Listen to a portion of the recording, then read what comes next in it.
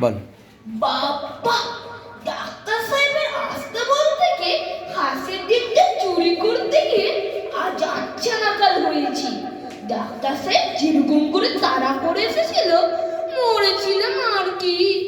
ভয়ে পালাতে গিয়ে খানার মধ্যে পড়ে গিয়েছিলেন, পা ভেঙে গেছে, তাতে দুঃখ নেই।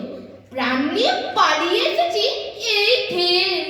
রুগীগুলোকে হাতে পেলে ডাক্তার সাহেব পট পট করে মেরে ফেলবে। আমার খুব ব্যামো নেই, আমাকে তো সেরে ফেলবার যোগ করেছিল। এবারে রোজ রোজ আর হাতের ডিম চুরি করবো না, একবারে একটা হাত চুরি করব। আমাদের বাড়িতে ডিম পারবে। হারু, এরে বাবা এসেছে। আমার একটা পা খোড়া দেখলে মারের চোটে আরেকটা পা খোড়া করে দেবে। হারু, হারা, হেরো, আগে তুই ঘোরাচ্ছিস কেন? পা ভাঙলি কি করে? আগে আমি ইচ্ছে করে ভাঙিনি। তা তো জানি, কি করে ভাঙলি সেটাই বল না।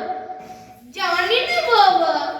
তোর পা ভাঙলো তুই জানিস না তো ও পাড়ার গবরা তেলি জানে? কখন ভাঙলো টেরই পাইনি। বটে, এ লাঠির বাড়ে দিয়ে তোর মাথাটা ভাঙলে তবে টের পাবি বুঝি। না বাবা, ওই মাথাটা বাঁচাতে গিয়ে তো পাটা ভেঙেছি। বুঝি, তুই বুঝি সেদিনকার মতো ডাক্তার সাহেবকে বাড়িতে হাঁসের ডিম চুরি করতে গিয়েছিলি।